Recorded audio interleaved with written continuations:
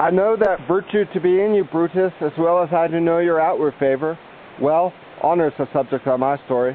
I cannot tell what you and other men think of this life, but for my single self I had as lief not be as live to be in awe of such a thing as myself. I was born free as Caesar, so were you.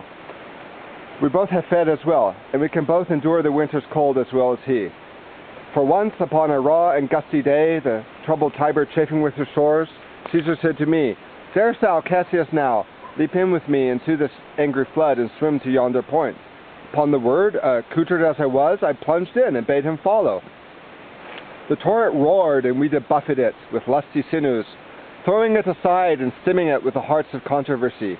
But ere we could arrive the point proposed, Caesar cried, "Help me, Cassius, or I sink."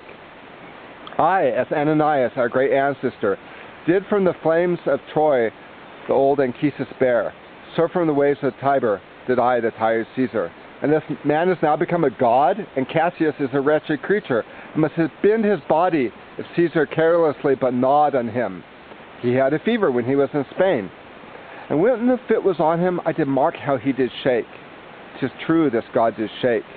His coward lips did from their color fly.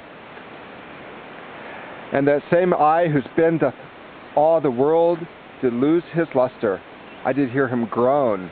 Aye, and that tongue of his, which bade the Romans mark him and write his speeches in their books, last it cried, "Give me some drink Titinius, as a sick girl." Ye gods, it doth amaze me a man of such a feeble temper should so get the start of the majestic world and bear the palm alone. Why, man, he doth bestride the narrow world like a colossus, and we petty men walk under his huge legs and peep about to find ourselves dishonorable graves. Men at some time are masters of their fates. The fault, dear Brutus, lies not in our stars, but in ourselves, that we are underlings, Brutus and Caesar. But what should be in that Caesar? Why should that name be sounded more than yours? Write them together. Yours is his fair name. Sound them. It does become the mouth as well. Weigh them. It is as heavy. Conjure with them. Brutus will start his spirit as soon as Caesar. Now, in the names of all the gods at once, upon what meat does this our Caesar feed, that he's grown so great? Age, thou art shamed. Rome, thou hast lost the breed of noble bloods. When went there by an age since the great flood, but it was famed with more than with one man?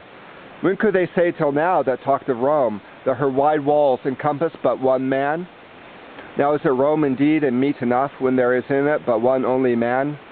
Oh, you and I have heard our fathers say there was a Brutus once that would have brooked the eternal devil to keep his state in Rome as easily as a king.